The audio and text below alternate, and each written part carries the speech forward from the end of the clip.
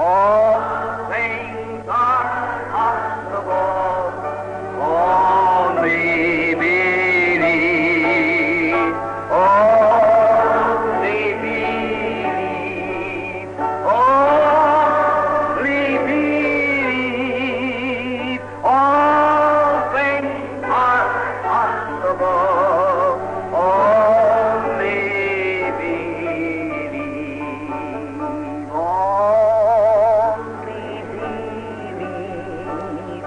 Only believe. Only believe. All things are possible. Only believe. Only believe. Only believe. All things are possible. Only believe.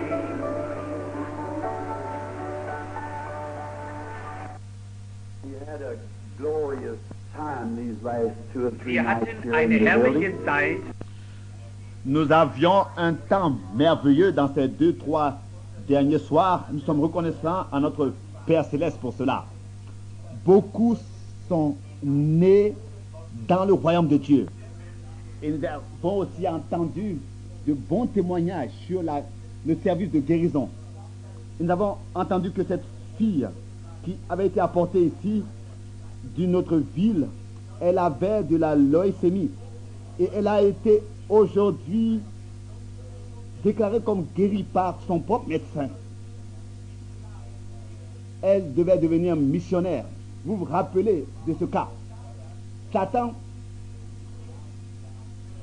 a essayé de lui ôter cela, mais le Seigneur l'a guéri et le prédicateur aveugle a retrouvé sa vue et aussi d'autres. C'est l'Esprit de Dieu qui est descendu et qui a accordé le don du discernement des pensées et a révélé les difficultés des différentes personnes. Et j'ai demandé aux personnes que ce serait possible qu'ils puissent rester ici pour pouvoir rendre témoignage. Est-ce qu'il y a eu un changement visible après qu'on ait prié pour eux? Peut-être qu'aujourd'hui, il y aurait quelqu'un qui serait resté de cette réunion et qui ne serait pas reparti, qui ne devait pas repartir à la maison, et vous ressentez qu'il y a eu un changement en vous qui a eu lieu. Si vous êtes ici, je ne vois encore aucune main levée. Je ne sais pas si les personnes pouvaient rester ici. Oui, là-bas, je vois quelqu'un. Ça, c'est très bien. Tu ressens qu'il y a eu un changement après qu'on ait prié pour toi. Ça, c'est très bien. C'est très, très bien. Ce n'était pas visible d'une manière que nous pourrions le constater, mais c'était une femme et dans la vision, elle avait aussi une difficulté de mémoire. Et le Saint-Esprit lui a parlé et lui a dit ce qui s'était passé dans sa vie. Et ensuite, il lui a dit autre chose et elle ne pouvait pas se rappeler. Et ensuite, il lui a été dit d'une personne avec une longue barbe et des longs cheveux qui avait prié pour elle. Et ensuite, elle avait vraiment perdu la mémoire et a dit non, c'est pas vrai. Mais le Saint-Esprit lui a même cité la personne avec le nom et où est-ce que c'était et quand est-ce que c'était, la date précise. Et c'est à ce moment-là qu'elle a retrouvé sa mémoire. Elle a dit oui, je me rappelle de cela. Or, comme le Saint-Esprit est parfait, il est une réalité. Oui, nous sommes remplis, nous sommes beaucoup ce soir. La salle est remplie, c'est une réunion. Bientôt, je vais bientôt vous quitter. Je suis heureux de ce que je peux retrouver tous ses amis, le frère Rochette de Wexton et le frère Greach. Il était hier soir ici et aujourd'hui, dans l'interview, le Saint-Esprit était vraiment merveilleux. Peut-être que cela demeurera ainsi pendant un temps jusqu'à que l'attente vienne. Peut-être sous le même ministère que j'ai commencé, que j'ai reçu. Aujourd'hui, j'ai reçu 4 différentes visions et j'espère que cela demeurera ainsi comme cela va commencer avec l'attente. Ou quoi que il mentionne pour que son nom soit glorifié et que des ordres soient donnés, que le nom du Seigneur soit glorifié. Et je fais confiance au Seigneur de ce qu'il fera sera encore plus grand que ce qui est passé jusqu'à maintenant. Pas à cause du ministère, mais à cause des besoins des hommes dans leur maladie. Il y a tellement de difficultés parmi le peuple et de besoins. Je ne veux pas tarder longtemps ce soir, car beaucoup doivent se tenir debout. Avant que nous lisions sa parole, nous voulons nous adresser à lui personnellement. Nous courbons nos têtes. Dieu fidèle, nous venons maintenant dans ta sainte présence avec un cœur humble et des têtes courbées. Nous te demandons de nous pardonner tout ce que nous avons fait, pensé ou dit, et pendant ce jour, qui a été contre ta nature et ta volonté et tes pensées. Nous te demandons que tu puisses nous pardonner dans ta miséricorde, chacun individuellement de nous. Nous sommes ici réunis pas pour une autre raison que de t'adorer et de t'exprimer notre reconnaissance. Nous sommes convaincus et certains que cette petite réunion ici, ces hommes qui sont rentrés ici se réunir en grand nombre, ne sont pas venus pour se laisser voir par les autres. Ils ne sont sûrement pas venus pour une autre raison que de t'exprimer leur amour.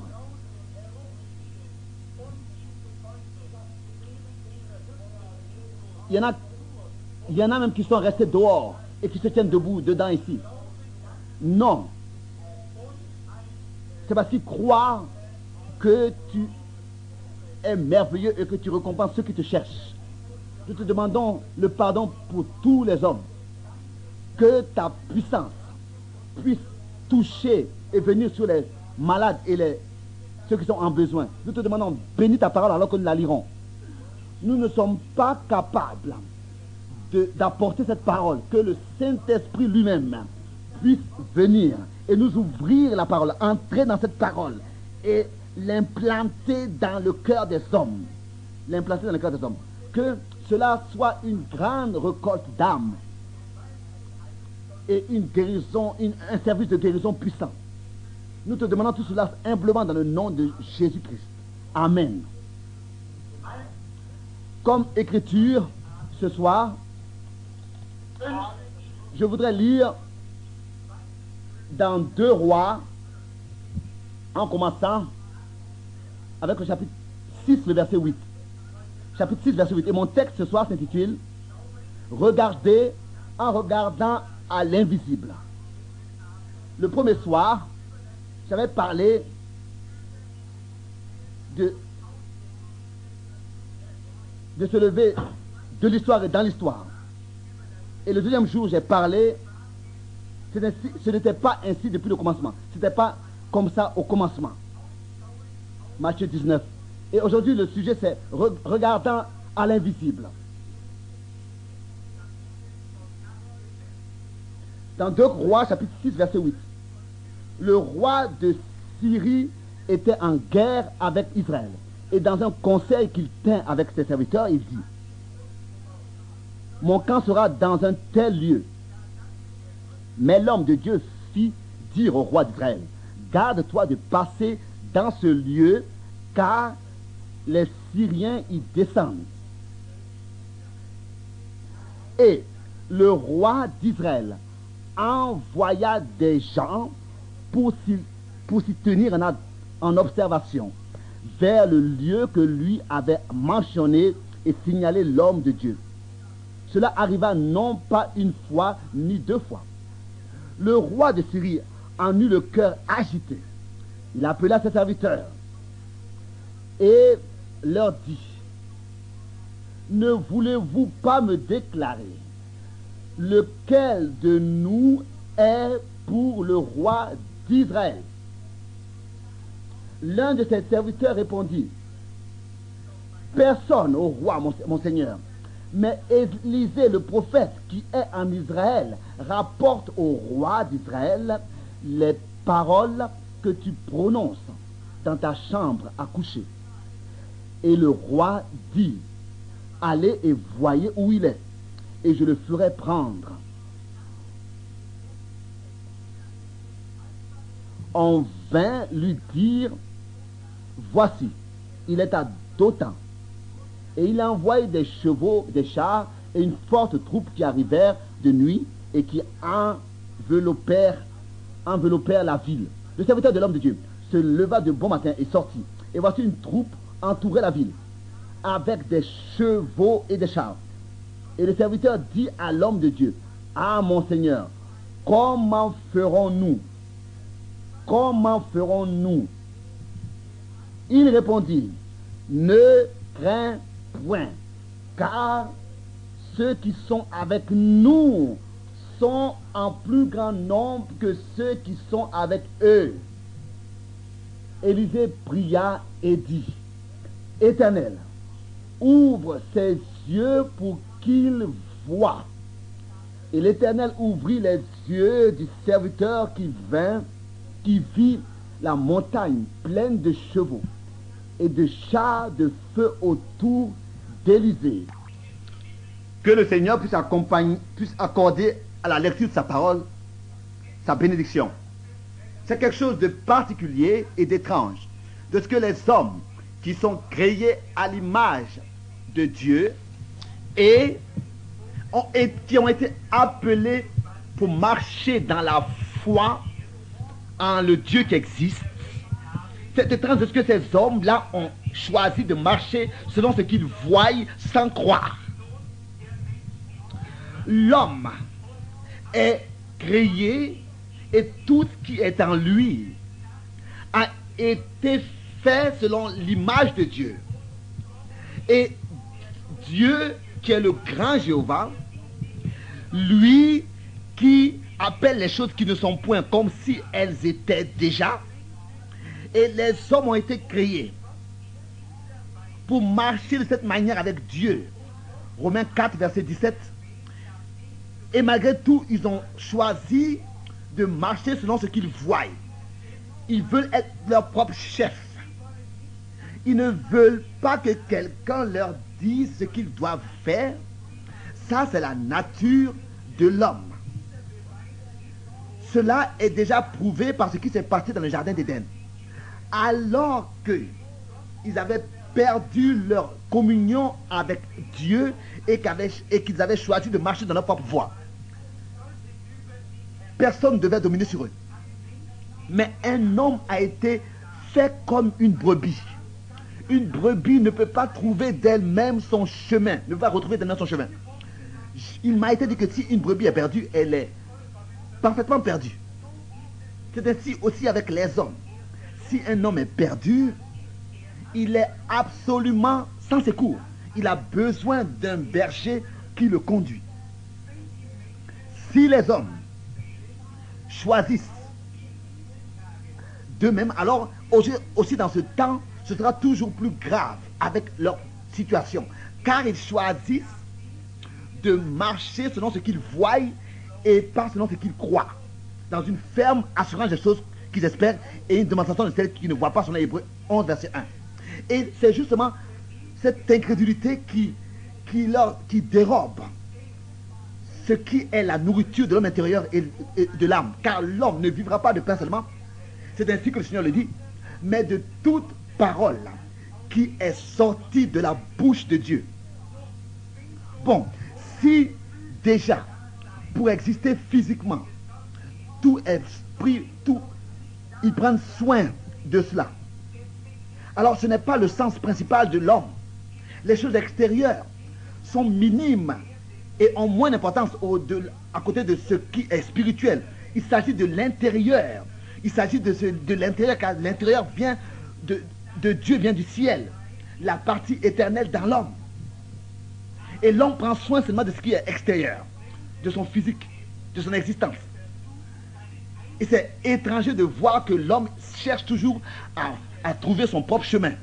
Nous retrouvons dans la Bible que si les hommes choisissaient de marcher de leur propre manière, alors Dieu les laissait partir comme ils voulaient marcher. Il les laissait marcher comme ils voulaient.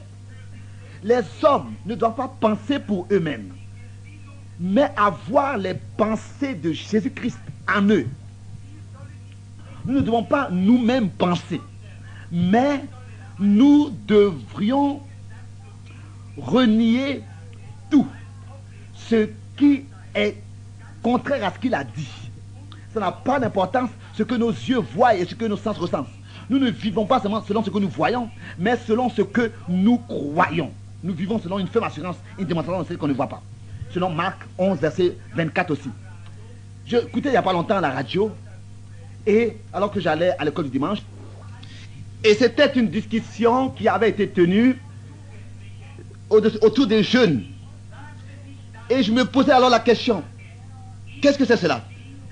Pour eux, ce qui semblait être important, c'est le partenaire qu'elle trouve ou bien qu'il trouve. Et comment devraient être ses cheveux, etc. Elle était en train de parler du partenaire. C'était son plus grand problème. Mais ce n'est pas le plus grand problème.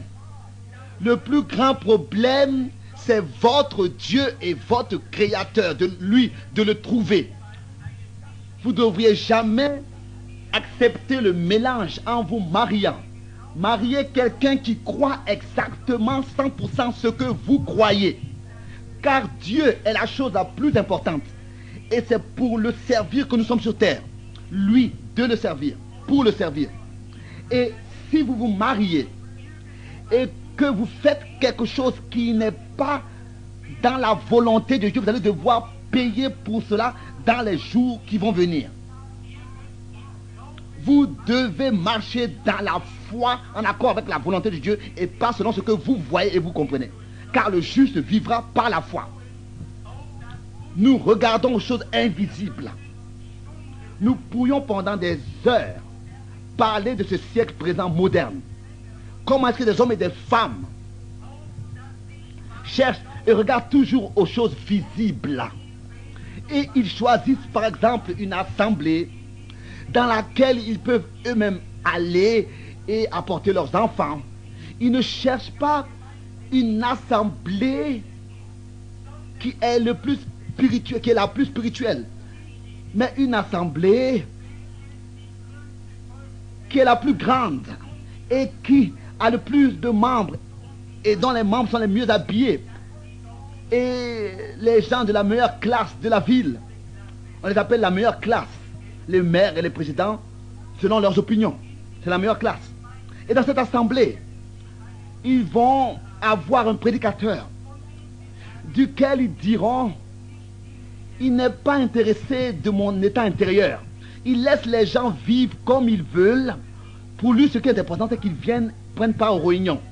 Mais l'esprit de l'homme dans tout son intérieur, si vraiment vous lui laissez toute la place, il va vous amener quelque part dans une mission simple, une assemblée simple, où il n'y a pas beaucoup de membres, mais où l'esprit du Dieu vivant est présent et agit. Car l'homme extérieur regarde toujours aux choses visibles, à la psychologie et à l'intellectualisme.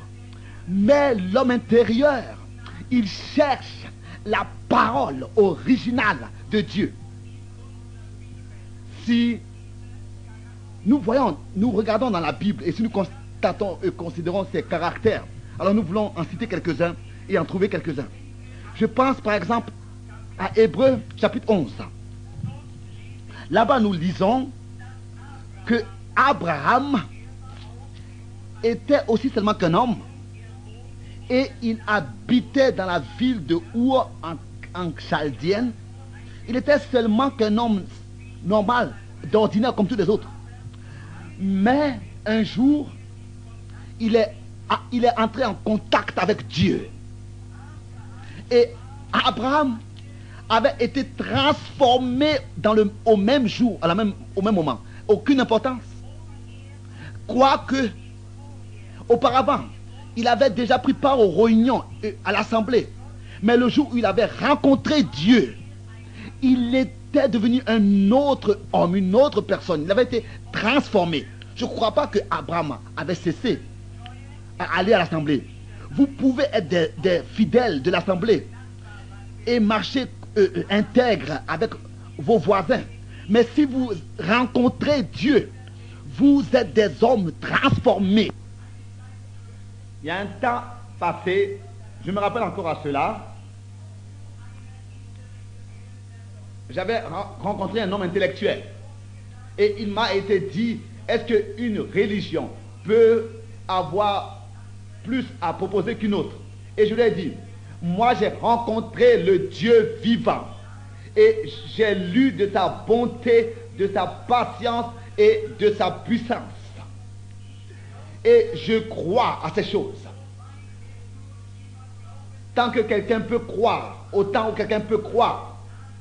Mais un jour, j'ai rencontré celui dont j'avais lu. Et cela est devenu une réalité pour moi. Et j'ai été entièrement transformé. Et cela peut se passer avec chacun, encore aujourd'hui. Cela se passe encore. Si nous cessons de regarder d'après les choses visibles, de regarder les choses visibles, et dans la foi d'expérimenter ce qui est écrit dans les Saintes Écritures. Nous voyons Abraham. Il n'était plus un jeune homme. Il était déjà un homme âgé. Il avait 75 ans. Et sa femme Sarah, elle était sa sœur à moitié. Ils étaient déjà mariés depuis des années et des années. On dit qu'elle avait à peu près 17 ans quand ils se sont mariés. Dieu avait dit à Abraham, je t'ai choisi, et toi et Sarah, pour que vous ayez un enfant. Et Sarah était stérile toute sa vie. Mais Abraham n'avait pas regardé à ce que ses yeux voyaient, c'est-à-dire à une vieille femme avec des rides, mais il regardait à l'invisible et il voyait déjà Isaac. Dans la foi, il voyait déjà Isaac. Et après qu'il ait regardé à l'invisible, il a appelé les choses qui n'étaient pas encore comme si elles étaient déjà. Il avait le regard pour les choses invisibles. Par la foi, il les voyait déjà accomplies. Il avait la vue pour les choses invisibles. Par la foi, il les voyait déjà s'accomplir. 2 Corinthiens 5, verset 7, 2 Corinthiens 4, verset 18. Et la Bible dit qu'il regardait à celui qui est invisible, comme s'il le voyait, celui qui marchait avec lui sur le chemin, selon Hébreux 11. Si un homme peut recevoir cette vue aux choses, au Dieu invisible, et sait que Dieu est toujours présent pour confirmer sa parole, alors la pensée de cet homme reste persévérante et ferme. Sa conduite et sa marche, et même dans les temps d'épreuve et de difficultés, il reste ferme, fondé dans la parole de Dieu, sans regarder les choses qui s'entourent et les circonstances difficiles. Il regarde les choses invisibles par la promesse qu'il a reçue personnellement. Abraham n'a pas seulement regardé à l'invisible, et la raison pour laquelle il le croyait, c'était parce que Dieu l'avait dit. Si nous sommes morts en Christ et que nous sommes la semence d'Abraham, et si l'esprit qui habitait en Christ habite en nous, alors en nous il fera la même chose. Il faudra le même effet. Chaque promesse divine, il va le prendre de cette Bible et va se reposer dans cette promesse, selon Hébreux chapitre 11, verset 1. Mais si vous regardez selon vos yeux, cela ne va pas se passer. La foi est une chose, une démonstration des choses qu'on espère. et qu'on ne voit pas. Les nations partout sont dans le désespoir. Il y a du désespoir sans conseil. Partout il y a de la peur, partout, parmi les hommes. Tous les signes dont le Seigneur a parlé dans Matthieu 24 s'accomplissent. Des cris de guerre et des guerres, etc. Des signes au ciel et sur terre. De grandes choses vont se passer. Et il y en a qui disent qu'il y a des soucoupes volantes, etc. Mais il a ordonné à son Église, au milieu de tout ce désespoir, de lever ses yeux, car ils savent que la rédemption est proche. Car le Christ invisible apparaîtra. Si nous marchons seulement selon ce que nous voyons, nous serions enfants des ténèbres et pas enfants de la lumière, comme c'est écrit dans 1 Thessaloniciens chapitre 5, au verset 4. Je suis heureux de ce qu'il y a une lumière qui luit dans le cœur de chaque croyant jusqu'au jour qui apparaîtra, jusqu'au jour du Christ. Alors nous reconnaissons que cela est une leçon pour nous tous. Qu'est-ce qu'Abraham a fait? Abraham n'a pas seulement cru, il a aussi fait des préparations pour la naissance de l'enfant qu'il avait déjà vu dans la foi. Pendant 25 ans, avant que l'enfant naisse. Car il allait de soi. Il croyait que celui qui donne les promesses est aussi capable de l'accomplir. Romains chapitre 4. Il a atteint presque les 100 ans. Mais il n'a pas regardé à son état ni à l'état de sa femme. Et l'écrivain de ce livre dit qu'il ne s'est pas laissé égarer par l'incrédulité, mais dans la foi, il glorifiait Dieu et était toujours plus fortifié. Auquel leçon pour nous aujourd'hui? Il n'y a plus de besoin aujourd'hui que nous essayions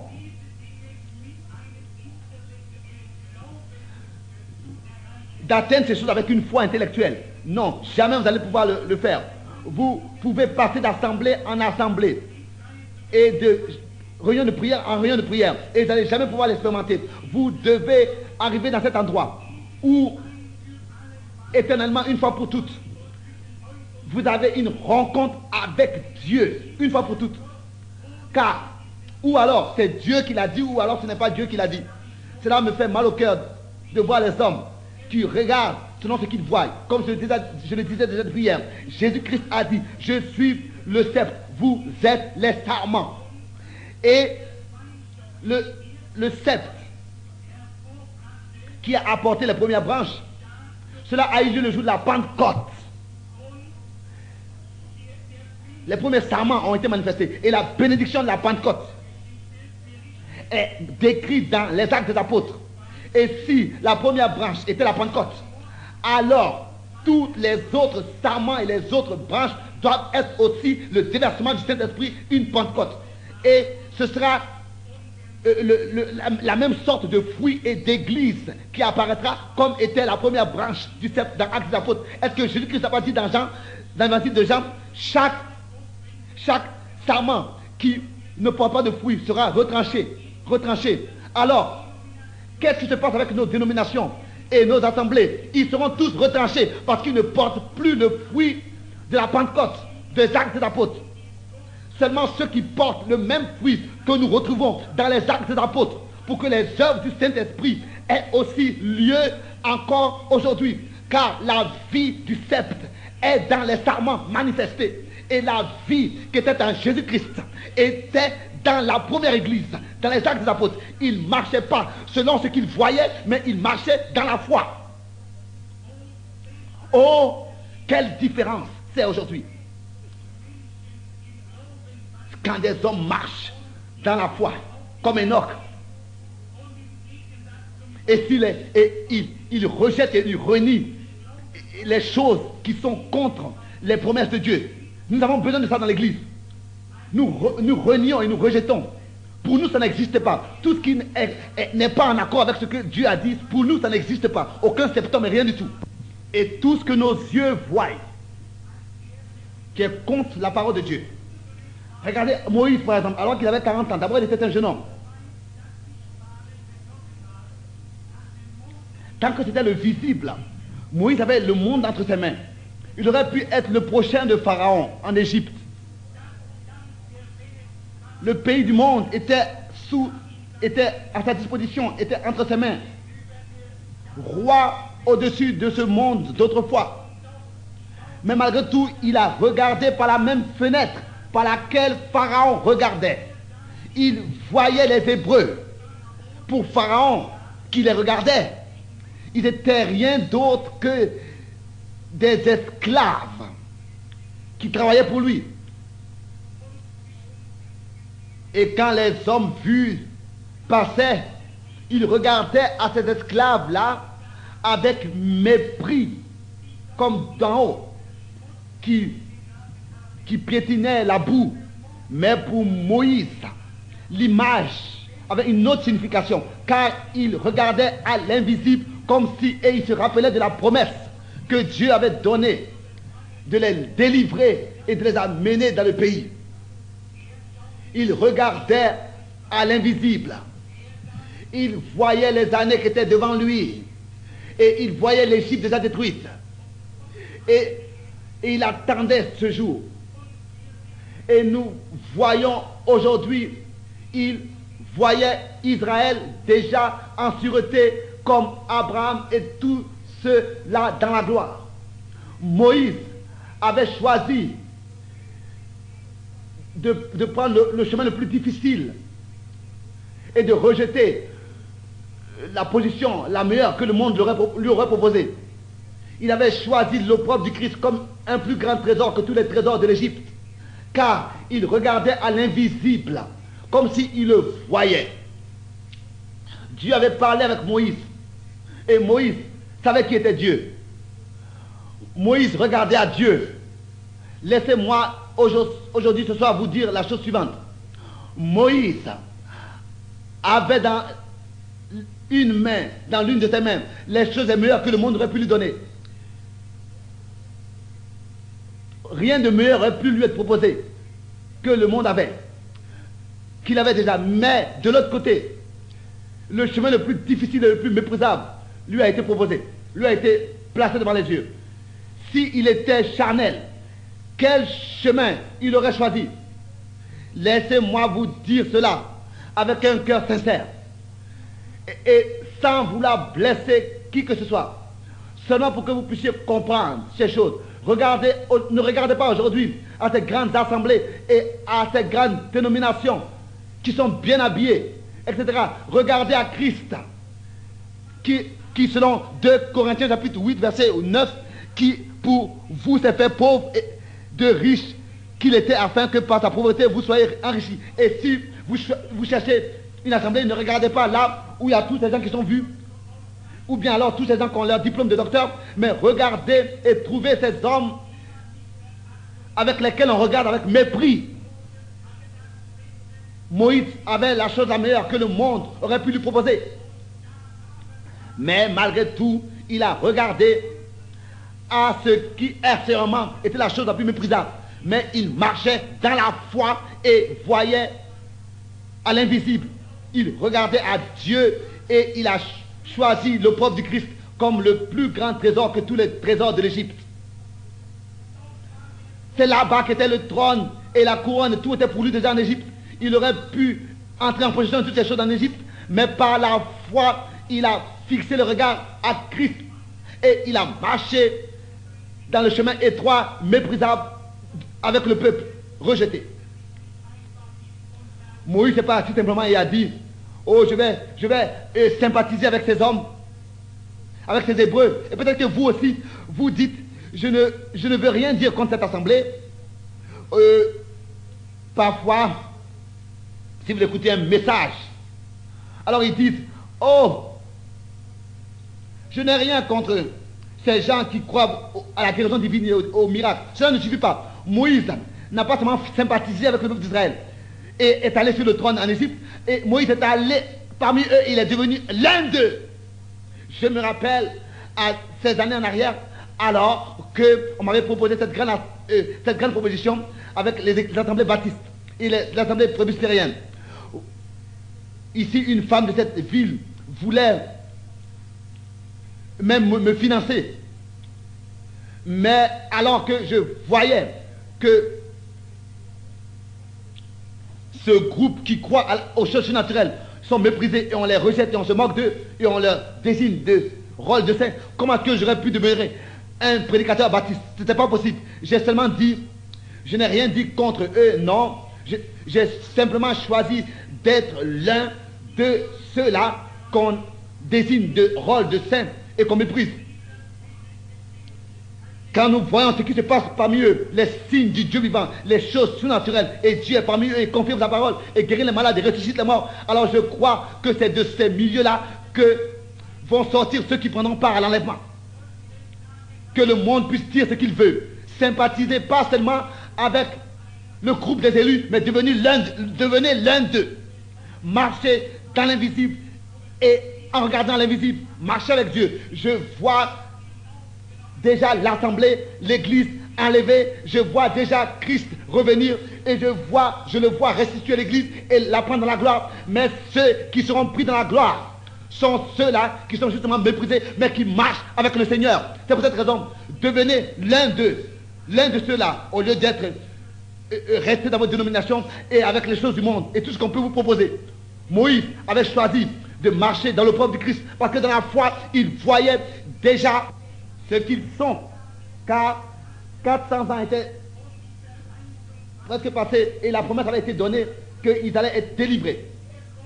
La raison pour laquelle aujourd'hui je vais dans le champ missionnaire, dans ce mouvement, c'est parce que je crois qu'il y a à peu près 10 ans, alors que l'ange de l'Éternel m'avait rencontré et m'avait, depuis mon enfance déjà, celui qui avait parlé avec moi, il a dit que je dois sortir avec un message, avec ce message.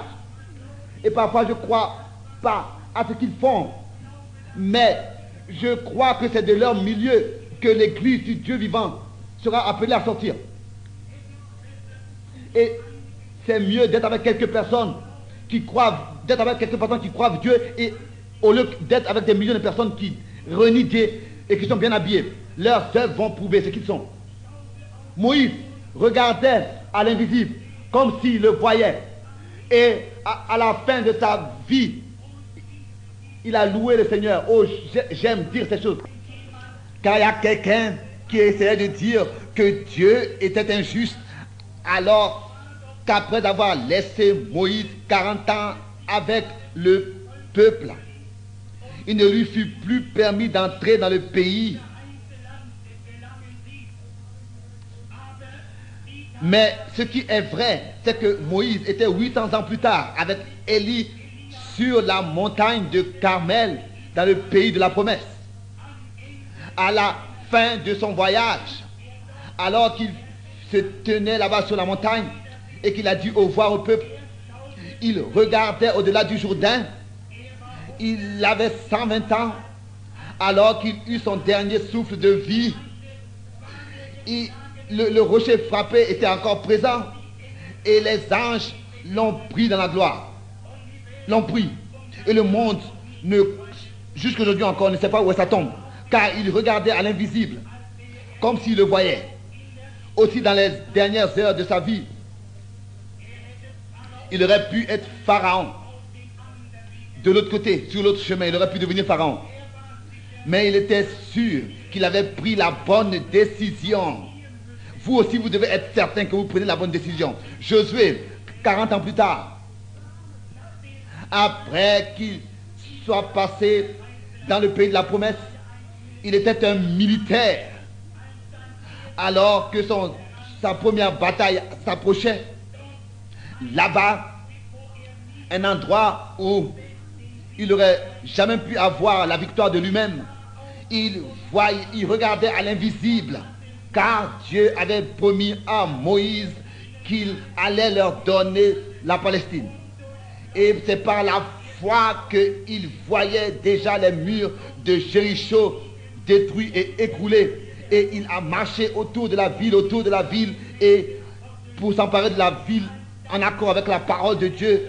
Et quand les trompettes se sont fait entendre et que le peuple exaltait et louait, les murailles de Jéricho se sont écroulées. Il regardait à l'invisible. Il marchait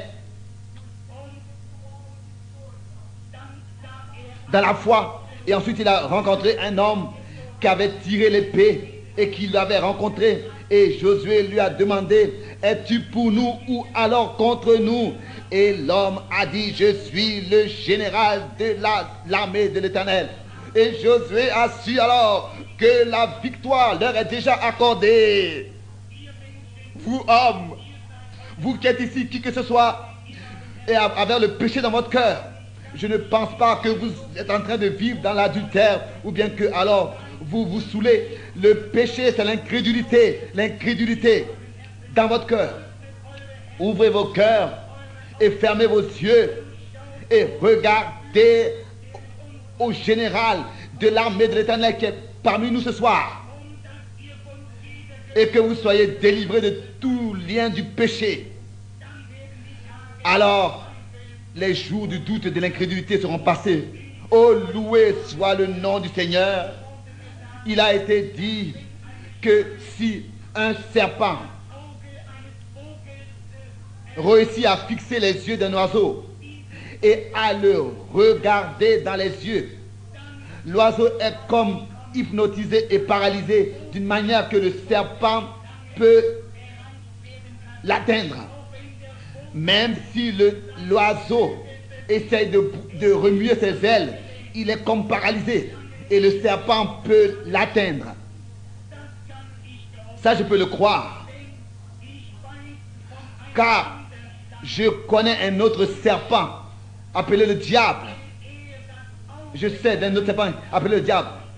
S'il peut atteindre nos yeux par toute sa séduction et toutes ces choses modernes et la mode qui nous entoure et les choses de ce monde, s'il peut fixer nos regards sur ces choses, vous jeunes femmes ou jeunes hommes, s'il peut vous hypnotiser et vous fixer sur ces choses, il vous paralysera et il va vous influencer et vous engloutir. Alors il m'a été dit que la seule possibilité que cet oiseau a pour avoir une chance, c'est de détourner ses yeux du serpent et de détourner ses yeux du serpent et de regarder vers le ciel et de détendre ses ailes. Alors il pourra sortir de l'influence du serpent. Et si vous êtes encore enveloppé et enroulé dans les choses de ce monde, alors je vous dis, qui est celui qui vous dit d'être moderne et de suivre la mode et de vivre dans ces choses? Je vous dis, détournez vos regards de toutes ces choses, de regarder au Seigneur Jésus-Christ et détendez vos ailes de la foi jusqu'à ce que vous soyez sortis de l'influence du diable et le Seigneur parlera avec vous. Si quelqu'un disait que la guérison divine est fausse, détournez vos regards et vos oreilles de toutes ces choses et regardez à la parole de Dieu. Si quelqu'un dit que le discernement spirituel est de la télépathie, détournez vos oreilles et vos yeux de toutes ces choses et regardez à l'invisible. Comme Élisée avait dit à son serviteur, à Dothan, dans 2 Rois 6, verset 8, alors qu'il voyait l'armée syrienne, on dit que cet homme de Dieu était capable de révéler au roi d'Israël ce que le roi de la Syrie pensait dans son cœur, dans sa couche. Laissez-moi vous dire cela ce soir, assemblée, le même Dieu vit encore aujourd'hui et il est le même encore aujourd'hui. Il peut toujours encore révéler les secrets, les pensées secrètes de votre cœur et ce qui vous anime. Alors, considérez et observez les fruits de l'esprit et regardez si c'est Dieu ou pas qui se révèle encore aujourd'hui dans notre génération. Et si ces grandes crises et ces grandes difficultés arrivent, comme avec ce serviteur d'Élysée, il pouvait être comparé à une assemblée normale, à un membre ordinaire d'une assemblée. Il ne pouvait pas voir ce que Élysée voyait, car il ne marchait pas encore dans la foi. Élysée regardait en tout temps dans l'invisible. Car Élysée connaissait la parole dans le psaume où il est écrit que l'ange de l'Éternel campe autour de ceux qui le craignent. Mais son serviteur avait seulement cru à moitié. Il était seulement un membre de l'église. Mais Élisée avait dit, ô Seigneur, ouvre ses yeux pour qu'il voie. Et quand Dieu ouvrit ses yeux, alors le serviteur vit la montagne pleine de chevaux et de chars de feu autour d'Élisée. Et ils étaient tous autour du prophète. Ils étaient toujours là, toujours là. Mais le serviteur ne les avait pas encore vus. Et ce soir, je vous dis la même chose. Le même Dieu qui se tenait là-bas et qui s'est révélé dans les actes des apôtres, le même Dieu, le même Jésus a dit: je suis avec vous tous les jours, je ne vous abandonnerai jamais et je ne vous abandonnerai jamais, je ne vous laisserai pas orphelin, et les œuvres que j'ai faites, vous les ferez aussi. Je serai avec vous et en vous jusqu'à la fin du monde. Il m'a été raconté d'un pilote qui volait dans un avion très rapide. Et il m'a été dit que quand l'avion atteint une certaine vitesse, alors ça vibre. Et c'est comme si même les ailes voudraient quitter l'appareil jusqu'à que cette vitesse du son surpasse le mur du son.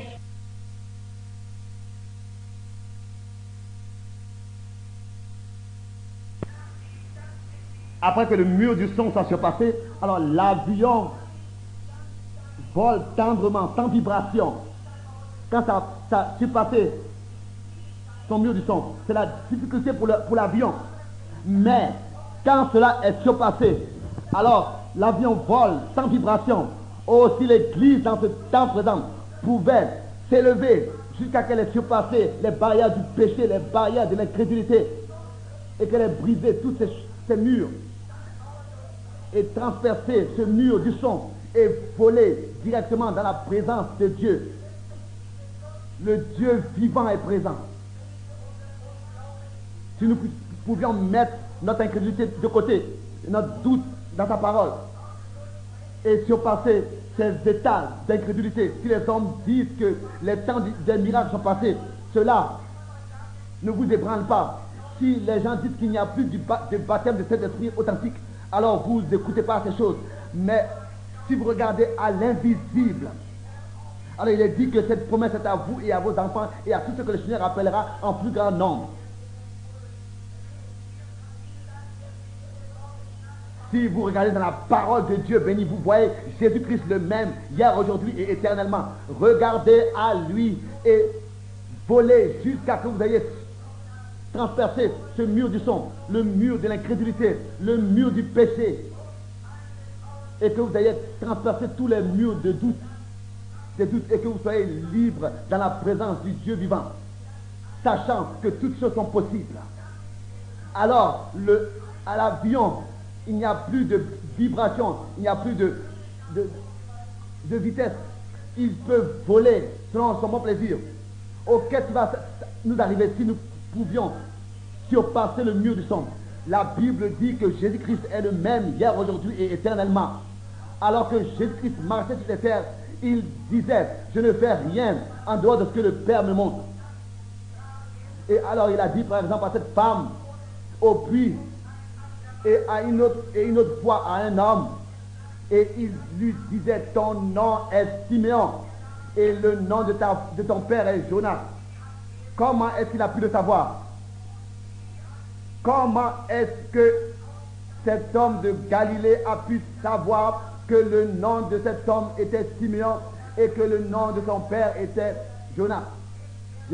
Car il était rempli de la puissance de Dieu et regardait à l'invisible, pas à ce qu'il voyait, non, mais il regardait au Dieu du ciel. Et ensuite, un autre homme lui a été apporté et on a dû lui raconter en chemin ce que le Seigneur Jésus-Christ avait dit, sûrement que Nathanaël a dû être en dehors de lui-même. Mais quand il est arrivé auprès de Jésus, Jésus-Christ lui a dit: un vrai Israélite dans lequel il n'y a pas de fausseté. Comment est-ce qu'il a pu savoir? Jamais quelqu'un lui avait parlé de Nathanaël et que personne ne lui avait dit qu'il était israélite. Il n'avait pas lu cela non plus dans un livre. Mais il regardait par l'invisible. lui qui connaît la fin déjà depuis le commencement. Et Nathanaël a dit, Rabbin, d'où est-ce que tu me connais? Et il a répondu, avant que Philippe t'ait appelé, je t'ai vu sous le figuier, sous l'arbre. Il regardait à l'invisible, la femme au puits. Il lui a dit, donne-moi à boire. Et il a dit ensuite, il lui a dit, si tu savais qui est celui qui parle avec toi, tu lui demanderais plutôt de l'eau. Elle ne savait pas qui parlait avec elle. Elle voyait en lui seulement un juif. Et elle lui a dit, nous n'avons pas de communion avec les juifs. Et l'entretien a continué jusqu'à que Jésus discerne son esprit et lui dise, va chercher ton mari. Elle a dit, je n'ai pas de mari. Et il a dit, c'est vrai, tu as eu 5 maris. Et celui que tu as maintenant n'est pas ton mari. Et elle a dit, nous savons que quand le Messie viendra, il nous dira toutes ces choses. Mais qui es-tu? Et il a dit, je suis celui qui parle avec toi. Et elle a couru dans la ville et elle a dit, venez et voyez un homme. N'est-il pas le Messie? Vous voyez, ça c'est le ministère que Jésus avait dans le monde connu d'autrefois. Et il a dit, les œuvres que j'ai faites, vous les ferez aussi. Écoutez ce qu'il a dit avant de monter au ciel. Il a dit, voici, je suis auprès de vous un peu de temps et le monde ne me verra plus, mais le monde intellectuel, etc. Ça, c'est une prophétie et elle est la vérité. Jésus-Christ l'a dit et l'a prononcé. Ceux qui seulement croient avec leur intellect ne le voient pas, mais il a dit, vous me voyez, car je serai avec vous et je serai en vous jusqu'à la fin du monde. Et les œuvres que j'ai faites, vous les ferez aussi. Et encore de plus grand, car je vais auprès du Père. Ce grand Dieu et Père duquel nous parlons n'est pas quelque chose qui était. Non, il est le je suis.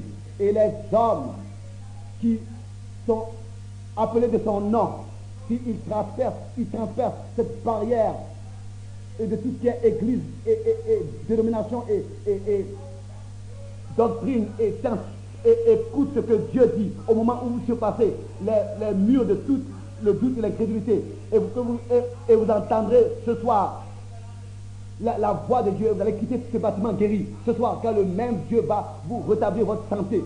Dieu ne serait pas un Dieu de justice qui récompenserait les uns à cause de la foi et les autres qui croient ne les récompense pas. Non, il ne peut pas le faire. Si Dieu a guéri et a pu ôter de cette fille le SMI et a pu la guérir au moment même, le même Dieu doit le faire pour tous les autres qui croient. En une seule heure après que la prière fut prononcée, les docteurs ont été déclarés de la médecine. La fille a été déclarée de la médecine guérie. Je me rappelle du monsieur du congrès qui était assis pendant 66 ans dans une chaise roulante, qui était avec monsieur Roosevelt. Quand il a été apporté pour la prière, Dieu montra une vision. Et Dieu l'a délivré à la seconde même. Si un autre homme dans la même situation vient et croit, Dieu doit répéter la même chose. Sinon Dieu serait injuste. Dieu est juste. Bien-aimés amis, ça dépend de nous. Si nous pouvions seulement surpasser cette barrière de l'incrédulité par la foi et ne regarder plus à la personne qui prononce ces choses. Mais sachez que c'est Dieu qui l'a dit. Alors, ramez toujours. Allez de l'avant. J'ai souvent pensé au poète duquel j'avais déjà entendu parler dans mes années de scolarité, comment il est raconté dans cette poésie. Ramez toujours, allez de l'avant. Et il est raconté dans ce texte qu'alors que Colombo avait entrepris un voyage pour faire de l'exploration, car autrefois les hommes ne pouvaient pas croire que la terre est ronde. Il était un homme qui avait la vue pour comprendre cela. Et il avait la foi de réussir à le prouver. Et le bateau qui lui avait été mis à sa disposition, avec des prisonniers à l'intérieur, cela est comparable à des gens qui ne sont que des membres d'une assemblée, ça est des membres dans le corps du Christ. Et ce sont ces prisonniers qui ont essayé de le décourager avec des arguments. Et lui ont dit, mais qu'est-ce que tu t'imagines? Cela est impossible. Tu vas couler avec ton bateau au fond de la mer.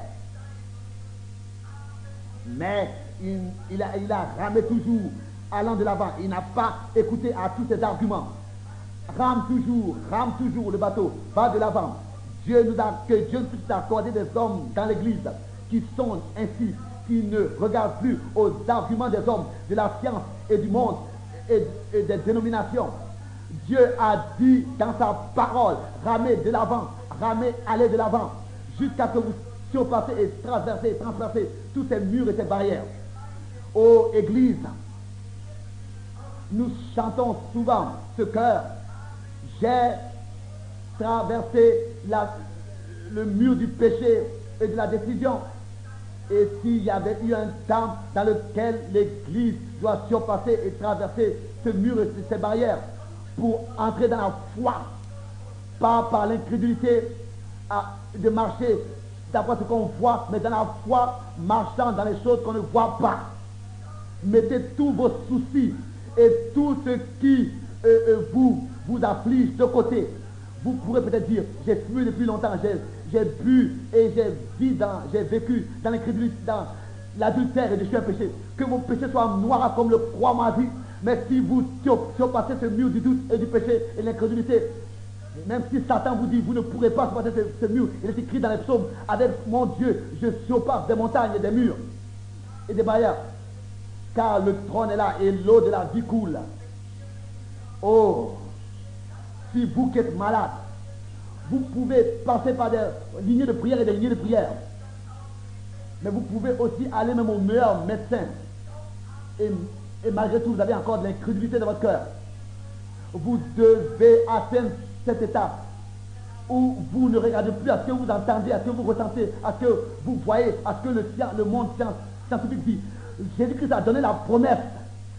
Et il a dit par ses maîtres, si nous sommes guéris, surpasser toutes ces barrières et le ôter ce doute qui est dans votre âme et entrer dans la foi. Si vous le faites, cela va s'accomplir.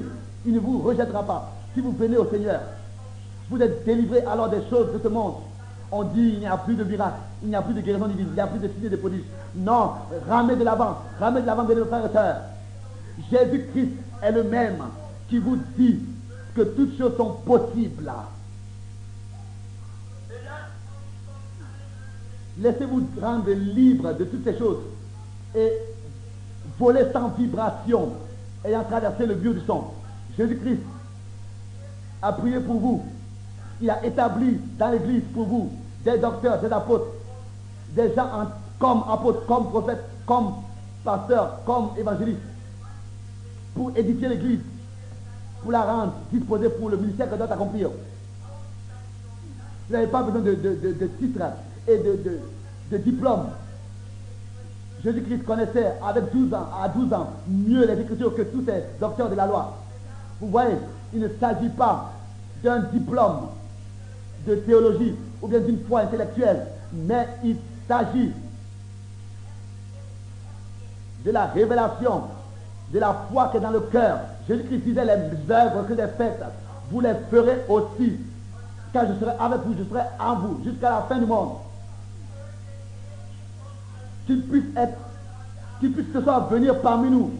Ne me demandez pas comment cela devra se passer, mais regardez au Dieu qu'il a dit et qu'il a promis. Comme cette femme au puits, les mêmes signes qui s'est passé autrefois, il le fait encore aujourd'hui, le même signe. Et il répète ces choses dans le temps des païens et des nations. Autrefois, c'était le signe du Messie. Mais les croyants intellectuels ne pouvaient pas saisir ces choses, mais les autres l'ont compris. C'est le même signe aujourd'hui. Et si ce soir il vient et se manifeste en tant que le vivant et le même parmi nous, alors que chaque pécheur puisse venir à lui et que chaque malade puisse être guéri et lui donner sa vie. Briser chaque barrière, chaque ligne qui voudrait vous retenir de l'incrédulité et du doute. Tout est possible Nous voulons prier. Ô Dieu fidèle éternel, toi qui étais Dieu avant même qu'un atome était dans l'air, et qui sera Dieu quand il n'y aura plus d'atomes, toi qui as appelé le ciel et la terre à l'existence et qui l'as formé de ta main, et qui l'a appelé à l'existence, tu as dit que la lumière soit, et la lumière fut. Ta parole ne peut pas mentir. Oh, ce soir, elle ne peut pas faillir. Tu as donné la promesse. Ces signes accompagneront ceux qui auront cru. Cette parole est vraie. Seigneur Dieu, nous croyons que la guérison est quelque chose qui a eu lieu déjà à Golgotha. Et nous avons été rachetés. Comme le salut a été accompli, la guérison est aussi accomplie. Si nous pouvions seulement briser le mur du doute, oh Dieu, tu peux s'en permettre cela, de comprendre que tout est accompli, que les hommes puissent croire et être délivrés de leurs péchés, de leurs maladies, être guéris. Je te demande tout cela dans le saint nom de Jésus-Christ. Pendant que nous courbons nos têtes, gardons nos têtes courbées, et fermons les yeux, je me demande combien sont ici et à l'intérieur et dehors qui voudraient confesser cela à Dieu et dire: Seigneur, souvent j'étais un membre de l'Assemblée seulement et rien d'autre, mais il y a encore beaucoup de choses du monde en vous. Vous êtes toujours très rapidement en colère et vous ne pouvez pas avoir de patience et vous ne pouvez pas arriver dans l'endroit où vous voulez être, dans l'état dans lequel vous voulez vivre. Oh, est-ce que vous voulez ce soir venir au Seigneur et dites au Seigneur: permets-moi de surpasser toutes ces barrières et tous ces murs, que Dieu vous bénisse tous. Oh, beaucoup de mains se sont levées. Seigneur, tu vois les mains. Que le Saint-Esprit, qui leur a dit de lever les mains, qui puisse venir et les délivrer de toutes les vibrations qu'ils ont encore, de tout cet état d'être paralysé que le serpent a exercé sur eux, cette paresse, cette tiédeur, d'une manière que rien ne peut encore les retenir, et qui peut être sorti de l'influence du serpent qui les a paralysés et les a hypnotisés. Nous voulons te remercier pour cela au nom de Jésus-Christ. Et maintenant, avant que nous allions de l'avant, je voudrais demander combien sont malades. Y a-t-il des malades ici ce soir? Et vous vouliez dire: oh Dieu, accorde-moi de surpasser cette barrière, accorde-moi la foi pour vaincre toutes choses. Est-ce que vous voulez lever vos mains et dire que Dieu puisse me faire grâce, que Dieu vous bénisse? Dans toute la salle, les mains sont levées. Père, accorde cela à chacun. Que quelque chose se passe ce soir. Que cela produira comme un fait que les hommes reconnaissent que cela est la vérité. Et que la parole de Dieu est la vérité. Et que tu puisses confirmer dans leur vie la promesse telle que tu l'as faite avec Abraham, avec Moïse et avec tous les autres. Et telle que tu as dit à Pierre: viens à moi. Et il est sorti du bateau et il a marché sur l'eau. D'abord, il regardait à toi et il fixait les yeux sur toi et pas aux vagues. Mais quand il a commencé à regarder aux vagues, alors il a commencé à couler. Oh Dieu, je te demande que ceux qui ce soir dans la foi regardent à toi pour venir à toi, qu'ils puissent fixer les regards sur toi sans regarder aux vagues. Accorde à ton serviteur puissance et sagesse pour que ce que tu veux faire puisse s'accomplir ce soir. Accorde la bénédiction spirituellement et aussi corporellement. Nous te demandons tout cela au nom de Jésus-Christ. Amen. Vous qui avez levé vos mains, je vous demande de faire quelque chose. Si le culte est terminé, si la réunion est terminée, nous prions ici pour les malades. Nous voulons ici devant aussi encore prier pour les malades. Mais directement après la réunion, quand elle sera terminée, je vous demande, vous qui avez levé les mains, vers au moins 30 personnes, alors venez et pliez vos genoux ici devant, si vraiment vous êtes sincère dans votre cœur, et vous savez que Dieu va le faire. Si vous parlez avec lui, et vous dites, Seigneur, ôte tout ce qui est incrédulité en moi encore, il le fera. Vous voyez, vous ne pouvez pas comme ça de vous-même être délivré. Mais si vous mettez de côté vos pensées intellectuelles et votre compréhension humaine, si vous ne la mettez pas de côté, cela ne pourra pas vous réussir. C'est Jésus qui a donné la promesse. C'est lui qui délivre. Et si une assemblée enseigne que cela est faux, cela est une fausse prophétie. Je ne suis pas juge. Vous le verrez vous-même. Vous le constaterez vous-même devant le jugement. Faites ce que Jésus nous a dit. De croire. Il y a au moins 200 hommes pour lesquels je dois prier, qu'on lève leurs mains. Je vais vous poser une question. Sur le fondement du message que nous avons entendu, regardez à l'invisible. Si l'invisible devient visible, alors cela produira l'effet dans votre âme que le mur du son soit transpercé. Si l'invisible devient visible pour vous, il a promis de le faire. Rappelez-vous, nous sommes les nations sur cette terre autrefois, alors qu'il vint pour la première fois. Il s'était manifesté seulement aux Juifs et aux Samaritains. Nous étions païens. Autrefois, nous n'avons pas attendu sa venue. Mais les Juifs et les Samaritains, il vint et il a prouvé qu'il était le Messie, duquel ils attendaient sa venue. Il est venu et il leur a dit ce qui était dans leur vie qui n'était pas en ordre. Et la même chose, il le fera avec les nations. Oui, autrefois, il disait, pourquoi est-ce que vous me jugez? Il est un homme. Il disait qu'il était un homme qui se prétendait Dieu. Il était les deux, Dieu et homme en même temps. L'extérieur était homme, l'intérieur était Dieu. Le Seigneur Jésus a dit, je ne fais rien en dehors de ce que le Père me montre. Vous voyez, ce que le Père montrait, c'est ce qu'il faisait. Et quand il s'est révélé aux Juifs, comment cela s'est passé? Il avait dit à Nathanaël, par exemple, à qui est-ce qu'il était et ce qui s'est passé avant même qu'il vienne à lui. Nathanaël disait, tu es Christ, le roi d'Israël. Mais les incrédules juifs, les églises ont dit, le monde religieux a dit, il a le diable, il a le Belzébuth. Jésus-Christ a dit, si vous le dites contre moi, cela vous sera pardonné. C'était des juifs. Mais dans les derniers jours, quand le Saint-Esprit fera la même chose parmi les nations, une seule parole contre cela ne sera jamais pardonnée. Que ce soit ici ou bien dans la gloire. Quand le Saint-Esprit viendra, il fera la même chose. Quand le Saint-Esprit rendra témoignage de lui-même.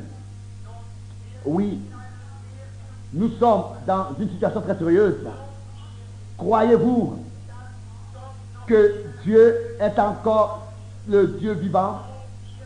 Croyez-vous que nous vivons dans les derniers jours et nous vivons dans les derniers jours de la dispensation des nations et que bientôt le Seigneur reviendra? Croyez-vous qu'il prépare son église pour l'enlèvement et pour son retour? Les signes, les ombres de sa venue sont déjà sur la terre. Regardez, déjà tout est à voir. L'ombre de sa venue est déjà sur son église. Et les choses que nous devons faire en son nom que nous faisons en son nom, sont comme une ombre de la réalité de sa venue. Comme cette fille a été guérie de la leucémie et toute autre chose. Tout cela, c'est une ombre de sa venue. Oh, les morts ressusciteront et tous nous nous rencontrerons dans les airs. Les restés vivants vont être transformés avant. Mais avant son retour, puisque son retour est devant la porte, nous voulons nous préparer. Venez maintenant au Seigneur, à sa parole originale, et croyez ce qu'il a dit. Et je vous dis que ce soir, il fera la même chose, comme avec la femme au puits de la Samarie et avec Nathanaël. Si il le fait et il le répète, est-ce que vous croirez tous? Levez vos mains. Merci, merci. Ce n'est pas que... S'il vous plaît, comprenez-moi bien. Si nous parlons de guérison et de rédemption, aucun homme peut guérir, aucun homme peut sauver.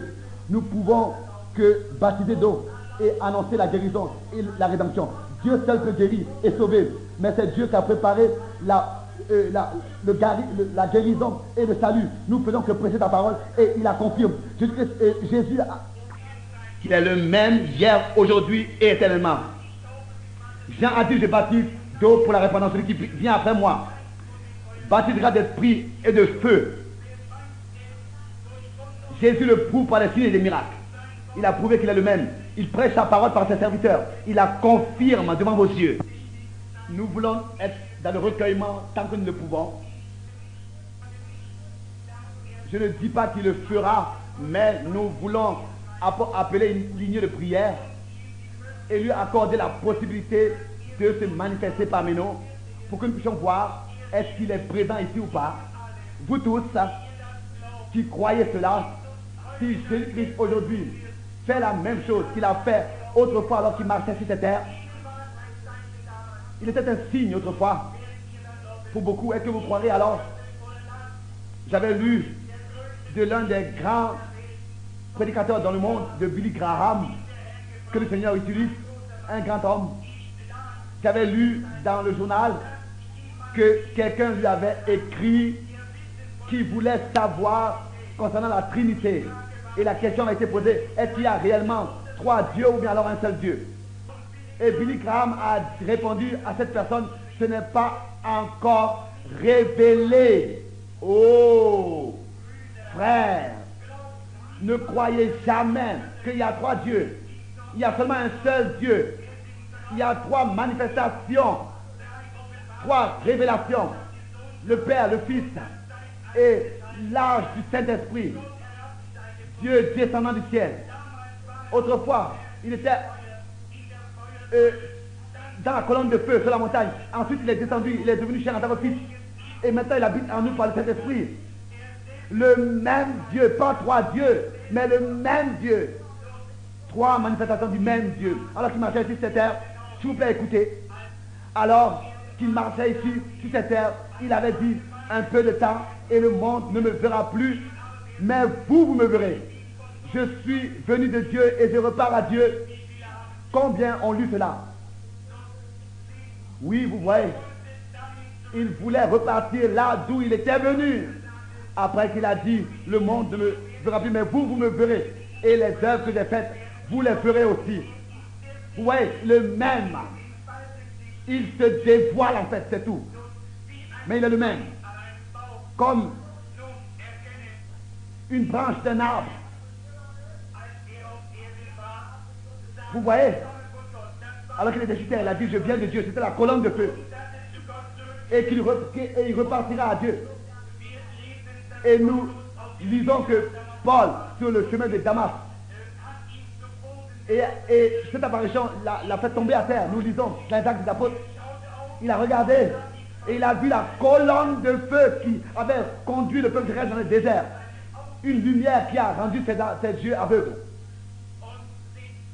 Et voyez, Jésus de nouveau reparti dans l'état dans lequel il était auparavant. Et il a dit, qui es-tu, Seigneur? Et la réponse a été, je suis Jésus. Il était de nouveau dans la colonne de feu. Vous voyez, le même esprit est avec nous ici. Nous avons son image. Cela a été pris par et confirmé par le monde scientifique. C'est pris en photo pour prouver qu'il est encore vivant dans son église et qu'il fait la même chose et qu'il donne le même style de nation. Un peu de temps et le monde ne le verra pas. Mais vous qui avez transpercé ce mur du son, vous me verrez. J'espère que ce soir vous croyez tous, prions ensemble. Oh Dieu, nous te remettons le reste de cette réunion entre tes mains. Tu dois faire ces choses, car nous ne pouvons pas le faire. Je te demande que tu puisses nous accorder ces bénédictions au nom de Jésus. Amen. C'est un ordre. Bon. Je voudrais savoir, est-ce que tous, dans cette ligne de prière, je voudrais vous demander, êtes-vous convaincu 100% que Jésus-Christ est le Fils de Dieu et qu'il est ressuscité des morts et qu'il vit? Croyez-vous que aujourd'hui il peut faire ce qu'il a fait autrefois alors qu'il marchait sur cette terre? Croyez-vous qu'il a envoyé son esprit dans son église pour faire continuer ses œuvres? Combien sont étrangers pour moi dans cette lignée? C'est vrai, il n'y a personne que je connais, c'est très bien. Chaque main s'est levée pour montrer que je ne connais personne, que je connais personne. Je suis entièrement étranger de ces hommes. Je ne les ai jamais vus de ma vie. Combien dans les bâtiments sont étrangers pour moi? Levez vous-même, vous voyez, plus que la moitié de la réunion est étranger à moi. Jésus-Christ est le même encore aujourd'hui. S'il fait la même chose, bien sûr, il peut faire la même chose, bien sûr qu'il est le même, il le fera. Nous nous sommes donnés entièrement à lui. Il le fera. C'est la première personne ici. Bon. Tel que autrefois cette femme. Ici il y a une femme. Là-bas un homme.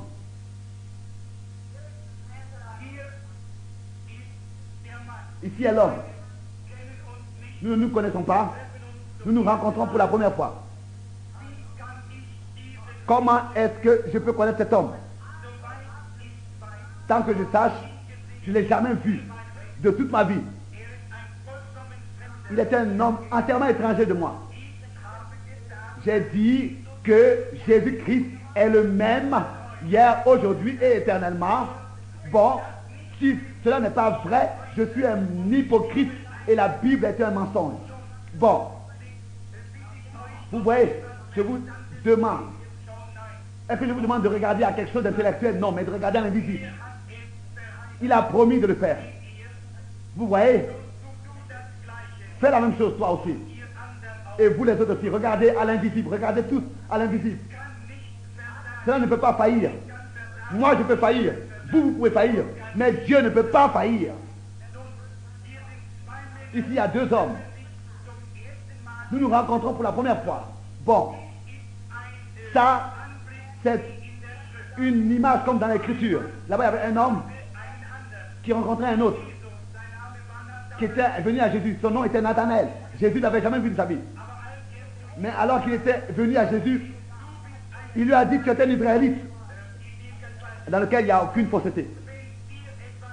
Bon, s'il y a quelque chose qui te dit, comme Nathanaël autrefois, il disait, rabbin, comment est-ce que tu me connais? Pas selon le vêtement. Non. Les gens s'habillent eux pareillement aujourd'hui. Il aurait pu être quelqu'un d'autre ou bien quoi que ce soit, mais Jésus-Christ a dit qu'il est sincère et qu'il n'y a pas de fausseté en lui. Et il a dit, avant que Philippe t'ait appelé, je t'ai vu, alors que tu étais sous l'arbre. C'était Jésus hier. S'il est aujourd'hui le même et qu'il habite en nous, alors il a promis de répéter la même chose pour que cet homme puisse savoir. Il peut être ici à cause de problèmes financiers, ou bien alors il peut être un homme de péché ou bien de justice, je ne sais pas. Je ne peux pas le savoir, je ne peux pas le dire. Mais Dieu, lui, il le sait. Alors si Dieu le révèle, et montre, et prouve qu'il vit, et le prouve à l'église, alors c'est lui qui sera le juge, si c'est vrai ou pas. C'est cet homme qui pourra dire si c'est vrai ou pas. Vous pourrez alors tous croire, si de manière visible, ici, de cette manière, Dieu se révèle. Dieu peut apparaître dans un corps. Dieu peut le faire. C'est vrai qu'il a permis que cette photo soit faite de la colonne de feu, pour que le monde n'ait aucune excuse. Mais Dieu n'a pas besoin d'apparaître dans un corps. La même colonne de feu est Jésus-Christ. Et le même Jésus habite en nous et fait ses œuvres. Est-ce que vous comprenez bien tout cela maintenant? C'est bien. Bon, Seigneur, que tu puisses manifester que tu es Dieu et que nous sommes tes serviteurs. Et que tu vis en nous. Et que tu veux que ces hommes puissent croire ces choses. Et qu'ils puissent tous briser et surpasser les murs du péché et du monde et de l'incrédulité pour qu'ils soient sauvés et guéris de leur maladie pour l'honneur de ton nom. Amen. Je vois cet homme. And here I see a little Je vois ici un petit enfant. Et cet enfant, et c'est pour cette personne, c'est pour cet enfant que je dois prier. Donc ce n'est pas pour toi que je dois prier, mais tu désires de la prière pour une autre personne, pour une fille. Tu n'es pas de ce pays.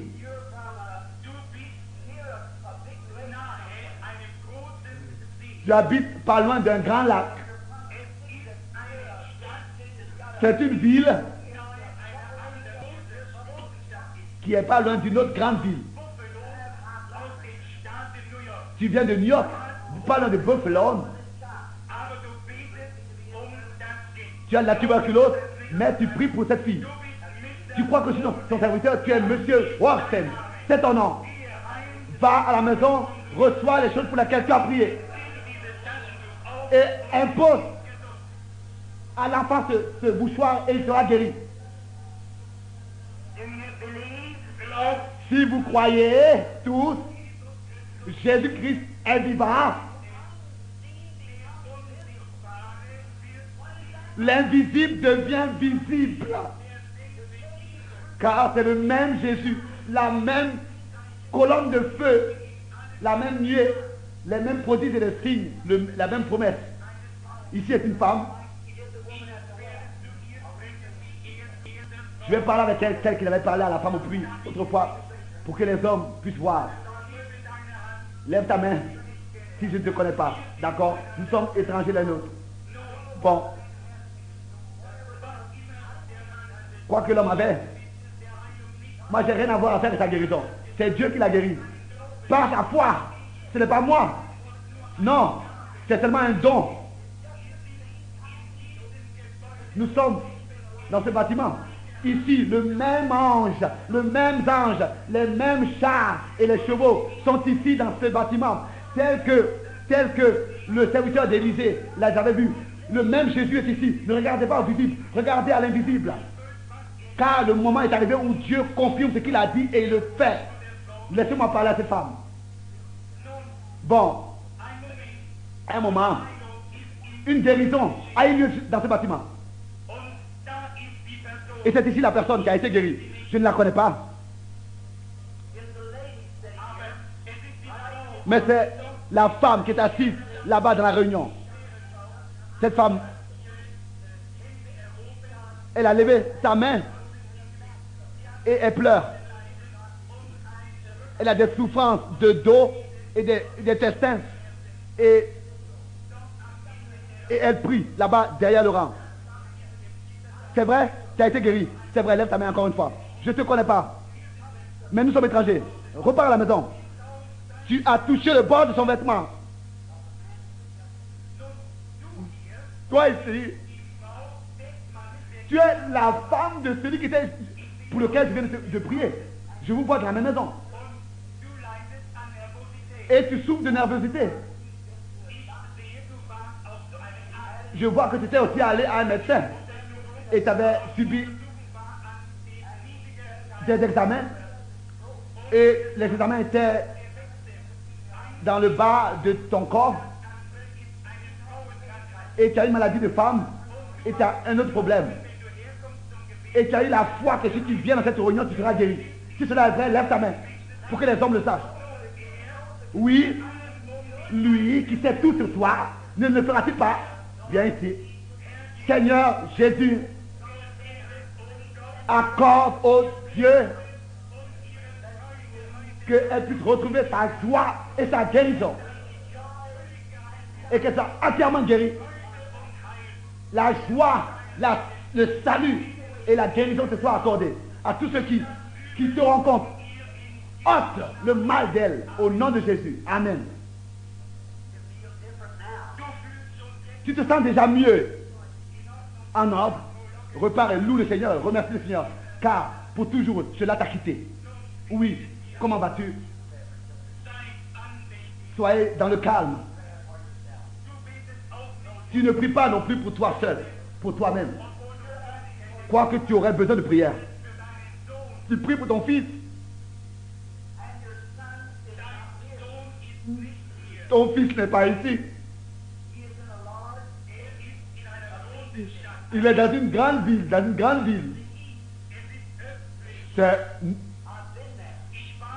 C'est à l'est.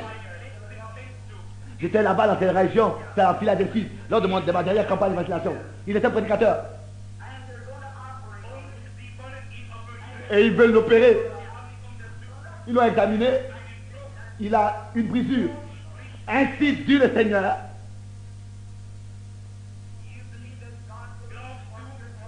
Tu crois que Dieu t'accordera les choses pour lesquelles tu pries? Oh Dieu éternel, confirme ta parole et que cette femme soit guérie et accorde-lui la délivrance qu'elle a priée au nom de Jésus-Christ. Je te prie cela au nom de Jésus-Christ. Crois-tu que cela s'est accompli? Merci. Tu crois que Dieu me révélera? Tu as beaucoup de choses. Tu es très nerveuse. Tu as des complications, tu as des problèmes de femmes au bas-corps qui est lié à cette brisure. Tu as une situation très difficile. Tu n'es même pas de cette ville. Tu viens de l'Indiana. Madame Alexandre repart à la maison. Il t'a guéri. Amen. Croyez-vous que c'est Dieu qui peut me dire pourquoi tu es ici? S'il peut le faire, est-ce que de tout ton cœur tu croiras?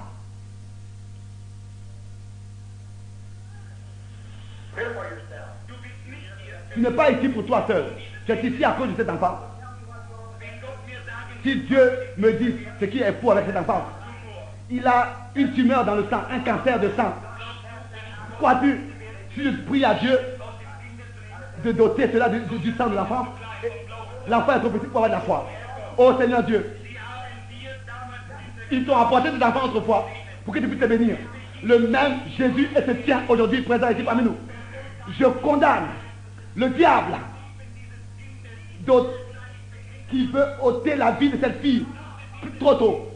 Satan, quitte cette fille, sors d'elle au nom de Jésus-Christ. Oui. Ne doute pas, car cela s'est accompli. Crois seulement. Crois. Toi qui es assise là-bas, avec ta tête courbée. Tu as des problèmes d'intestin, tu as des douleurs d'intestin. Je ne te connais pas, mais lui te connaît.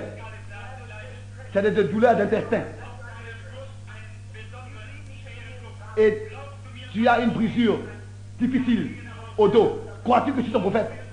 Repars à la maison et tu ne souffriras plus de cela. Sois guéri au nom de Jésus-Christ. Crois seulement, c'est accompli. Oh, cela devient toujours plus fort, plus fort. Ici, je vois une femme nègre. Elle est assise à côté de cette fille, de cette femme. Je la vois. Une femme noire.